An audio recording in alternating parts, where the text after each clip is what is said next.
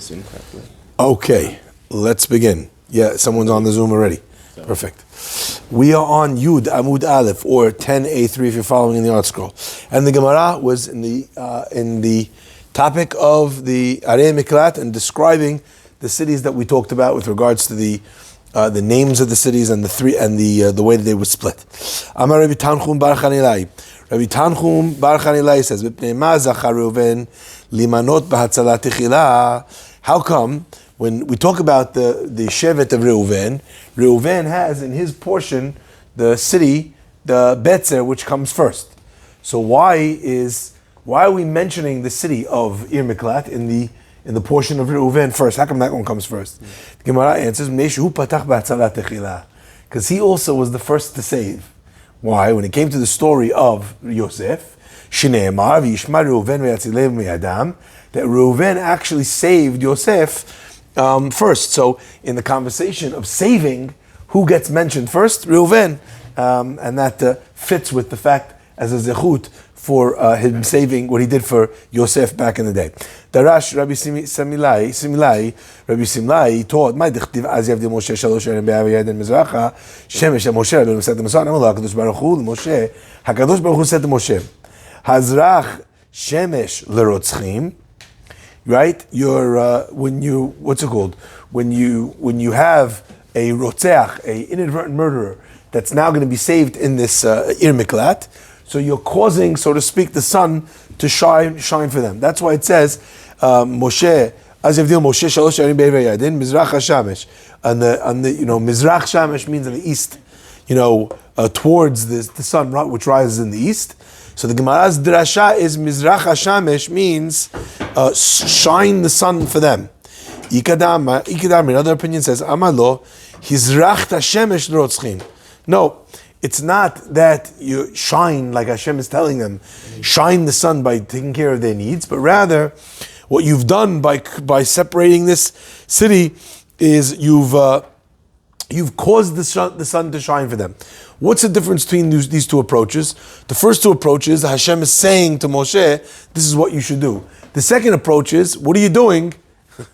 You made the sun shine for people that don't deserve for it to shine. Now the question is, what are you talking about? Right? What are you talking about? You commanded it. Take a look for 1 second. Rashi says, Hazrach shemesh rotzchim, first narrow line on Rashi on the side. Le'achin lahem chiyutam, kegon hanachmil dil'el. Hazrach shemesh means cause the sun to shine for them by taking care of the things we mentioned earlier, i.e., making sure that there's water, making sure that there's bread, that there's a marketplace, making sure that there's enough people so no one's going to launch a surprise attack. And then the second opinion says, no, Hashem said Mizrach HaShemesh. What does it mean? Hizrach HaShemesh rotzchim. Behavdalah zu, with this separation. Rashi adds 2 extra words which change the game, which deal with the question that we asked. V'yafeh asita. And you did good, you did the right thing. Hizrachta. What's the difference between these two opinions? One opinion would sound like Hashem was saying, this is what you should do. The other opinion is saying that Hashem was saying to Moshe, Hazaku Baruch, that you did that. Because you caused the sun to shine. Now, it sounds like a bad thing. You're causing the sun to shine for killers. The answer is yes, but we're not talking about real killers here. We're talking about people that did something by accident and who really don't deserve to die. And without the Ir Miklat, the family is going to get so worked up, they're going to kill him. So therefore, in either scenario, according to the way Rashi explains it, Hashem was telling him that you did the right thing for doing that. Let's continue to understand.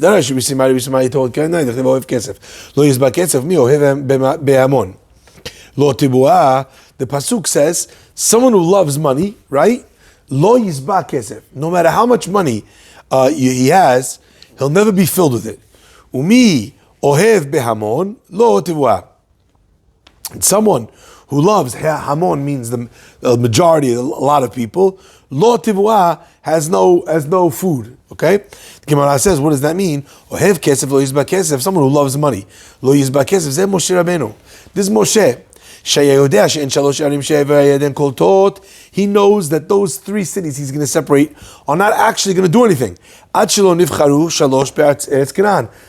choose the other 3 in the land of Canaan. How long is that going to be? After his death. 14 years, excellent. Ve'amar, and still he said, even though these three are going to be irrelevant until they choose those three, which means that I could just wait to choose these three until they choose those three. Right? But since Moshe was ohev kesef, when you love money, lo yizba kesef, no money is enough. Moshe Rabbeinu looked at mitzvot like they were kesef, like they were money. He was addicted, yani, to mitzvot. So Hashem said, separate the cities. Moshe is like, I don't care if it's going to be in 14 years from now. I don't care if I'm never going to get a chance to see it. I'm going to start with the mitzvah. Shlomo HaMelech says that in Kohelet. He who waits for ideal conditions never gets the job done. Yeah, exactly. Very similar concept. Although one I would say is a call to action for a responsible person. In other words, if you're going to wait for everything to be perfect, it's never going to be perfect. So get it done now. Here, what the pasuk is saying about Moshe is that Moshe was so enamored by, he valued the mitzvot so highly that even a half of a mitzvah was something he would run after. Even if the mitzvah actually wouldn't even be relevant at this moment. Still, he wanted something, he wanted a piece of it. The Amar, and he says, mitzvah sheba'ali yadi akaymena.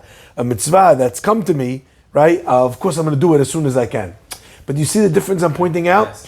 One is about telling you in a logical way, listen, if you're going to wait for perfect conditions, you're never going to find it. Perfect is the enemy of good, like they say, right? Here it's saying that, look at Moshe, look at how drunk with love he was about mitzvot, that the second he got a mitzvah, he did the mitzvah right away, even though it wasn't going to be relevant. Yeah. It's kind of like, imagine you knew that you weren't going to have a Korban Pesach from the Korban Pesach in Eretz Israel until you get in Mitzrayim until you get to Eretz Israel. That was the case, right? They had a Korban Pesach, the first one. Then after that, they waited all the way until they got into the land of Israel. That was the second Korban Pesach, because they all had family members that did not have a Brit Milah, okay? Because they couldn't do Brit Milah in the desert. Imagine someone on the day after they find out that they're going to be in the desert for 40 years. Yom L'Shana, Yom L'Shana. The day after the spies, okay? You're going to be in the desert for 40 years. Imagine someone saying, okay, it's going to be Pesach now. I'm going to buy special plates for the Korban Pesach. When? 38 years from now. You know you're going to be in the desert, and you also know that in the desert you're not getting Brit Milah because it was dangerous. They didn't have a northerly wind, right? They didn't have the Ruach Tzfonit.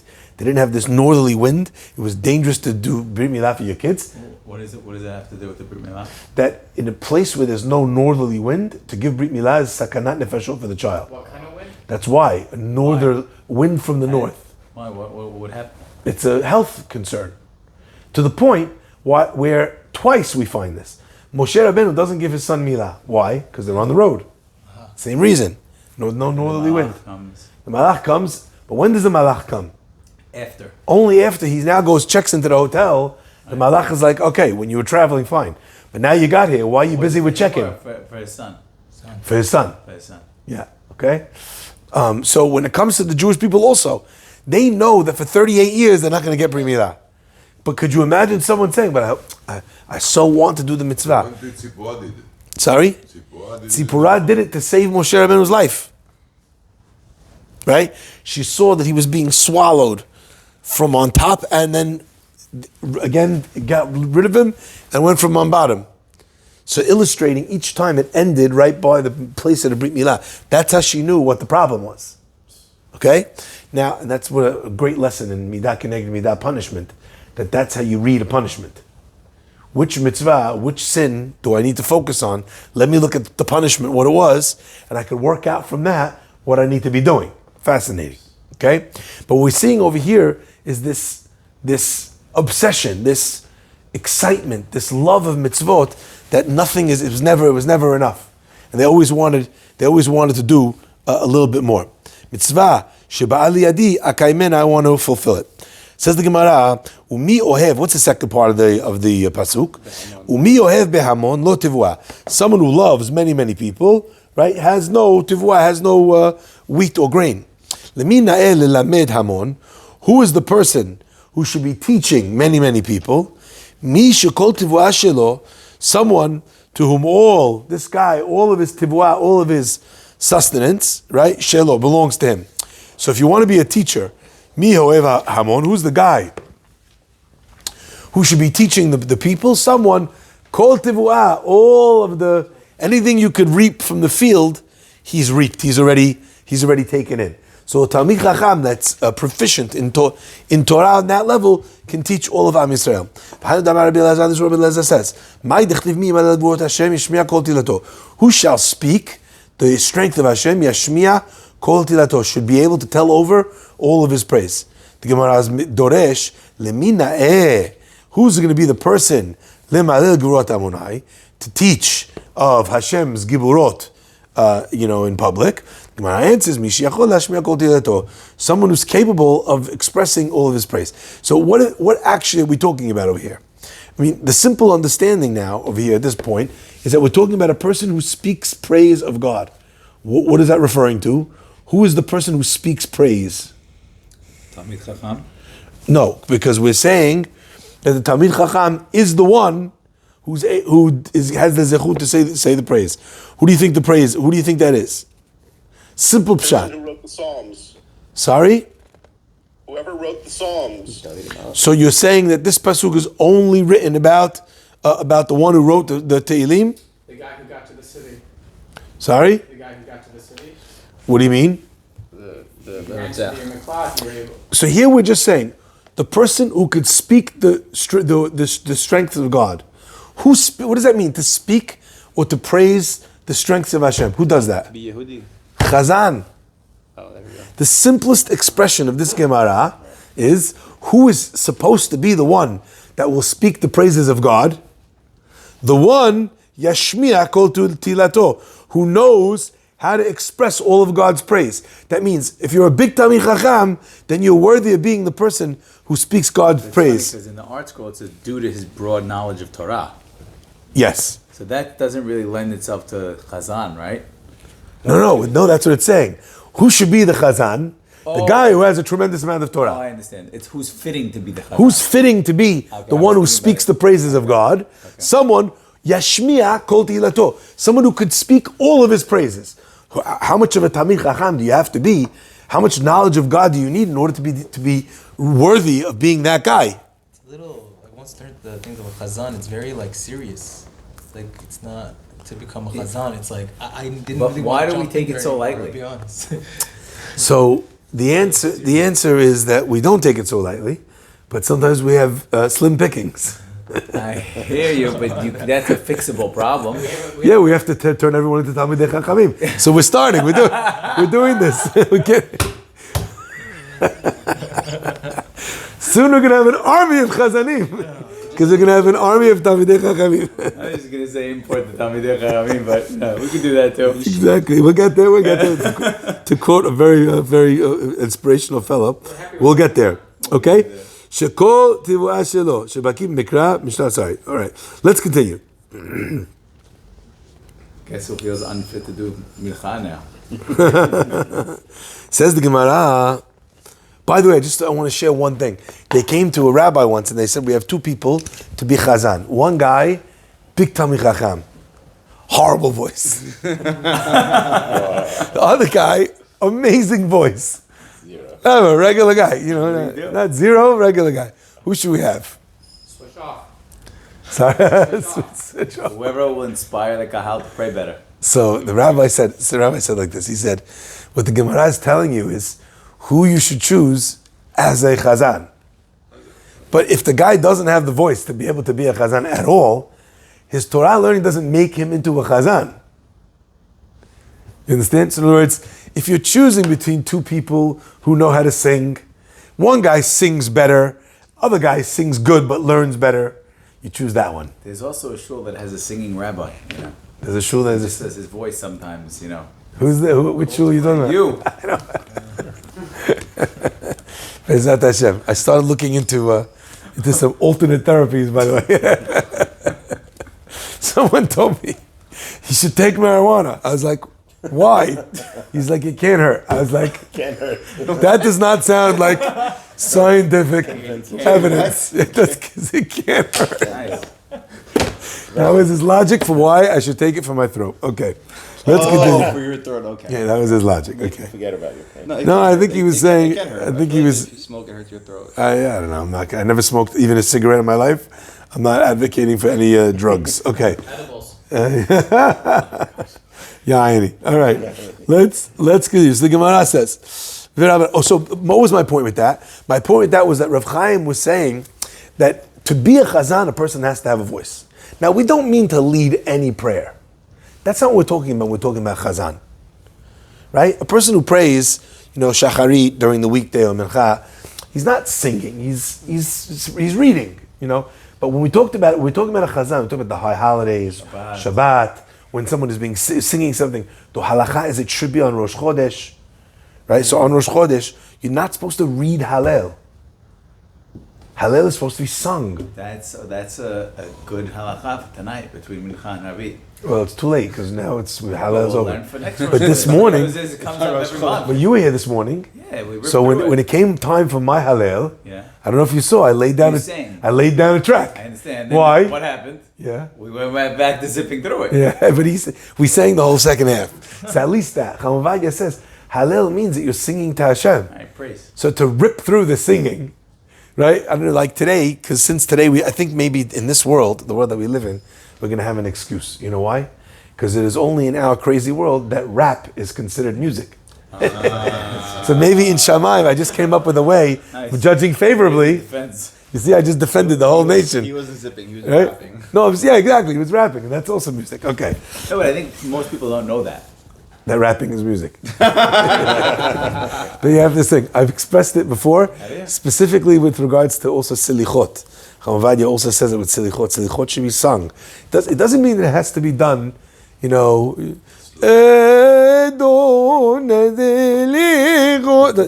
can sing it now, you can sing it whatever, but it needs to be done, exactly, with cadence. Let's continue. Says the Gemara.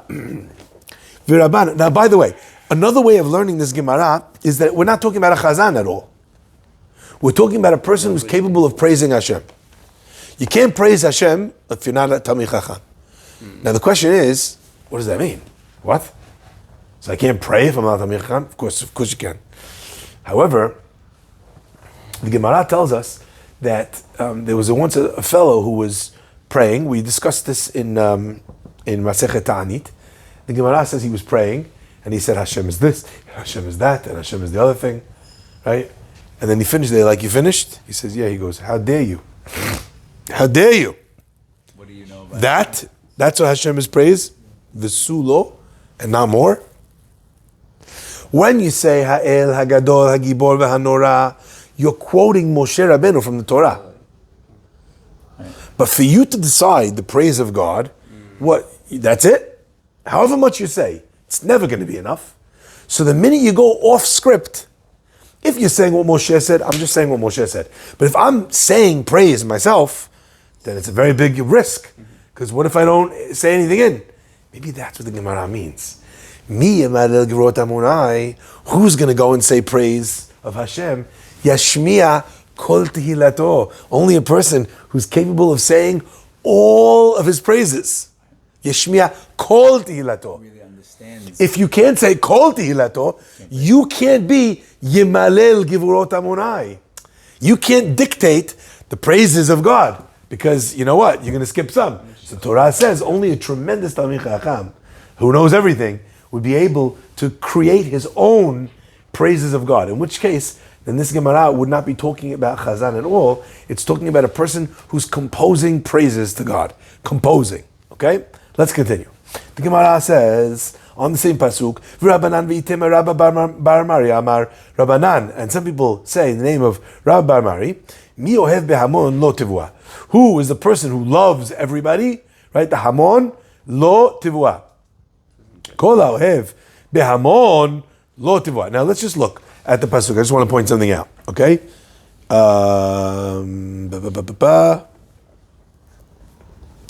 Where's the pasuk over here on the side? It's oh here. Okay, third wide line in the pisukim. You guys see it inside column? Ohev kesef lo yisba kesef. Someone who loves money will never get enough. Umi ohev behamon. What's the next word? Lo tivua. Lo tivua. That's it. All we need is lo tivua. Lo tivua. You read that? Yeah. Okay. Read it in the Gemara now again. So Rabbanan, and some say Rabba Bar Mari, say, Mi ohev ve'amon, someone who loves the multitudes, right? Right? Lo tivua. You see that? What did they just do? They changed the law. You changed law. They changed lo to lo. Lamed vav. To the vav, yeah. Lo means no tivua, no produce. What are we saying instead? For him. He'll get, so someone who ohev hamon, he loves to teach a tremendous amount of Torah, okay? That person, lo tivua, he'll be the one that receives tivua. Now, I don't know what this means, but let's just finish the Gemara, this piece, and then we'll come back to it. The Gemara says, Yahavu be Rabbanan enayu, birava bire derava. And when they said this, all the rabbis, right, they looked over and they looked at this one guy. Which guy, right?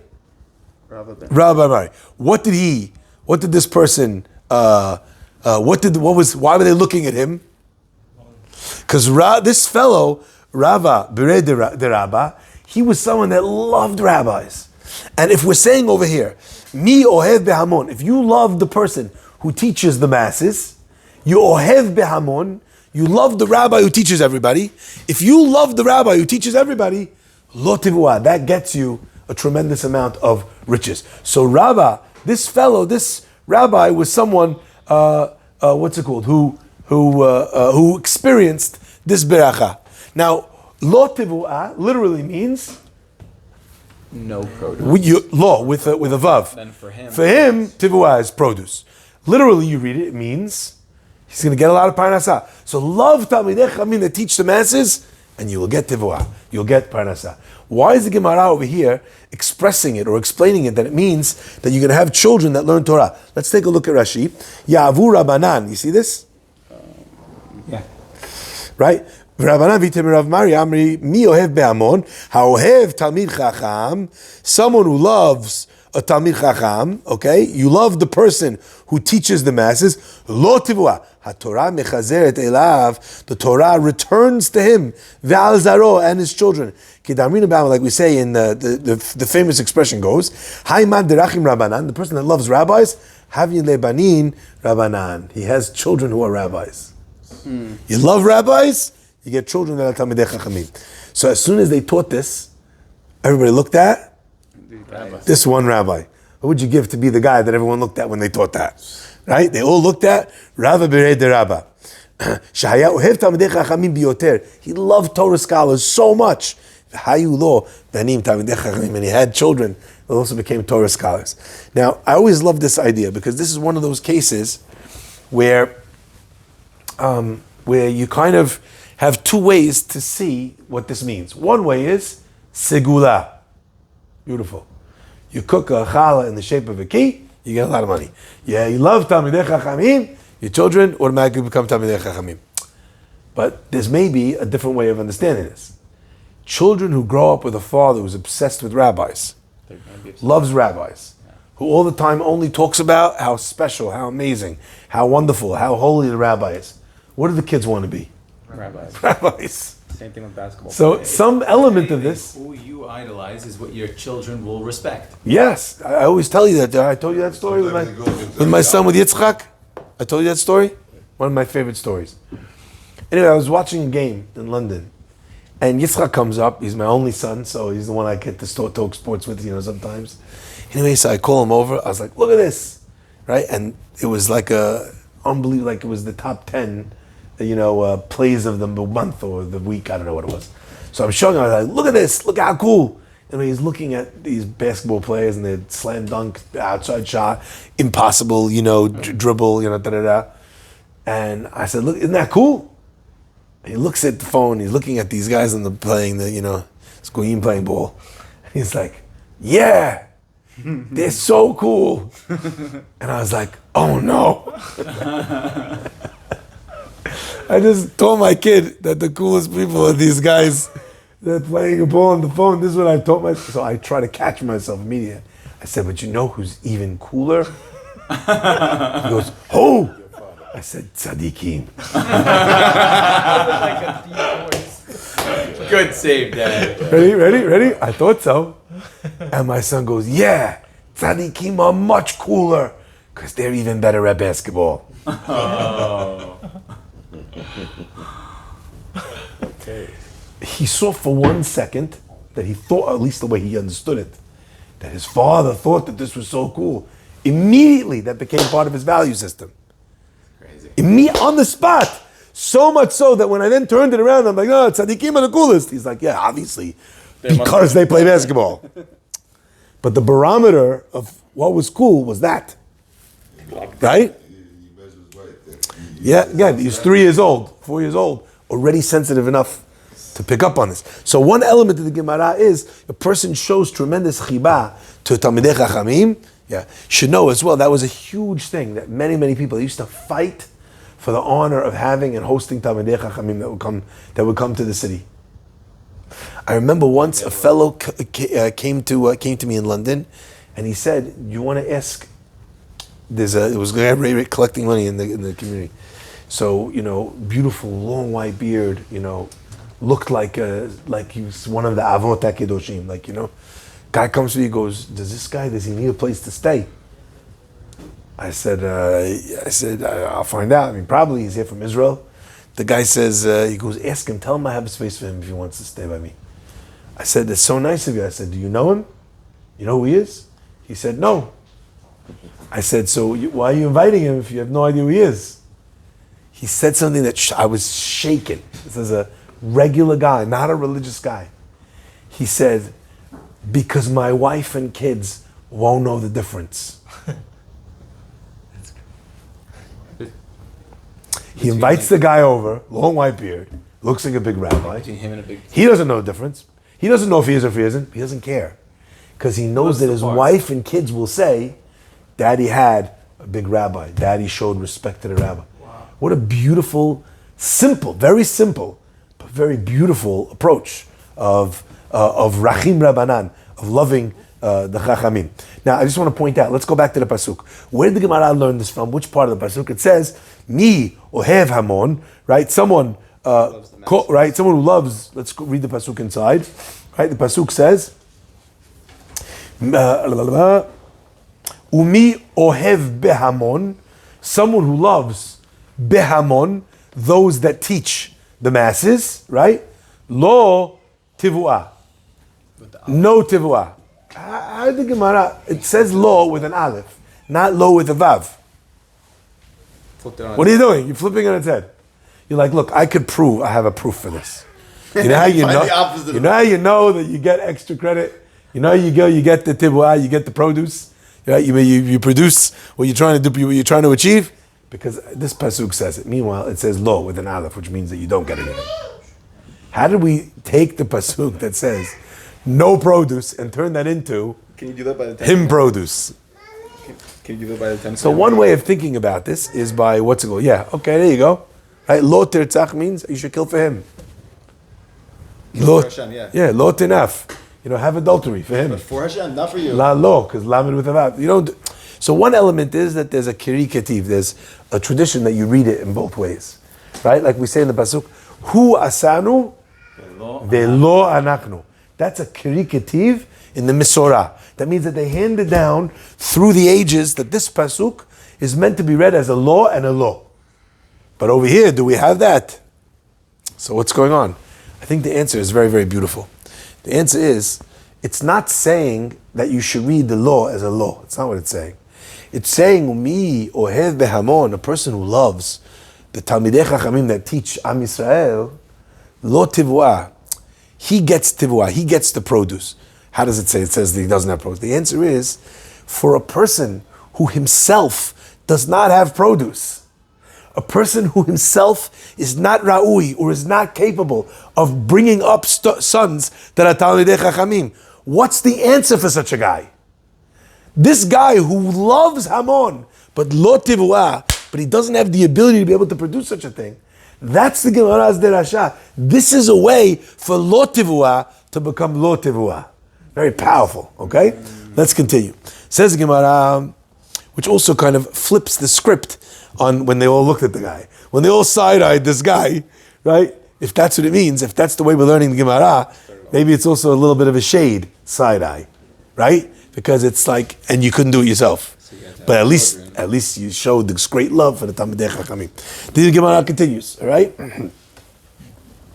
Siman Ashi Lilmod, Ravina Lilamed.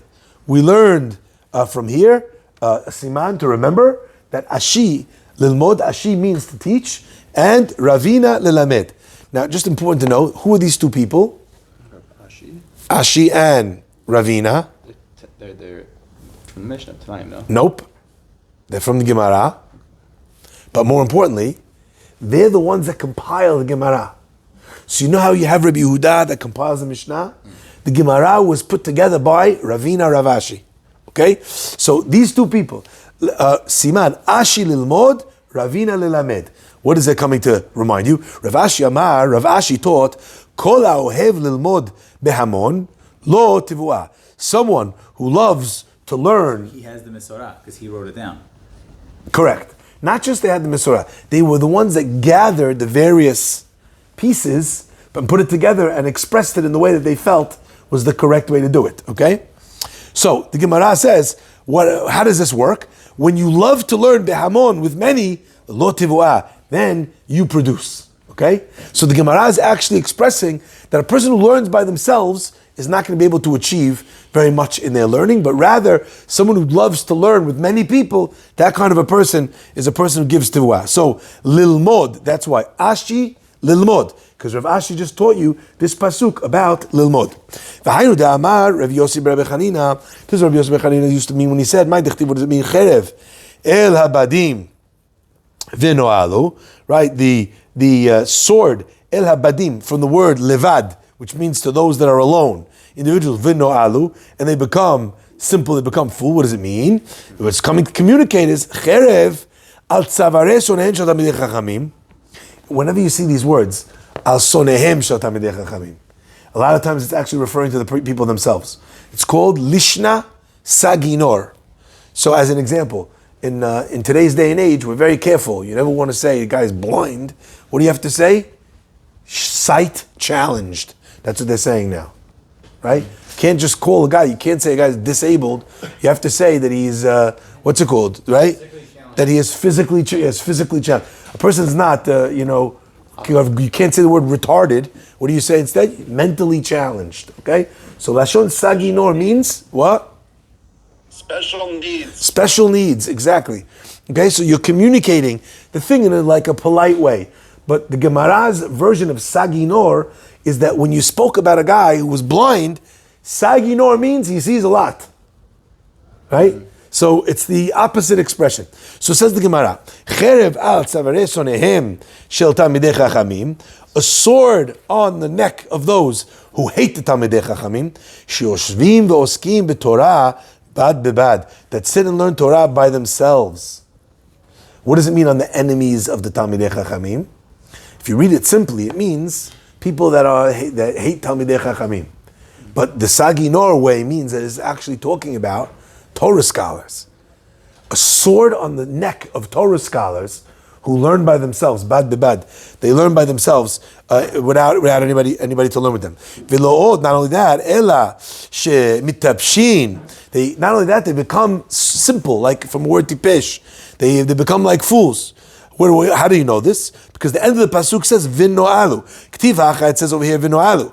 K'tiv hatam, and it said over there asher hatanu v'asher no'alnu. No'alnu means that we acted like fools, like idiots. Okay, so the word no'alnu or v'no'alu means they became foolish. So when someone learns by themselves, they become foolish. V'lo'od, not only do they become foolish, that they become to sin. Shneimar, like it says, Asher no'alnu, that we became simple or foolish, v'asher hatanu, and also that we've sinned. What does it mean that they've sinned? Simply, it means that when a person is becoming weak in their Torah study. They're also opening themselves up to making mistakes in what the right behavior is. So that's Vasher No'alnu Vasher Chatanu. And if not, if you want to learn it from somewhere else, Mehacha, we learn over here, No'alu Sarei Tzoan.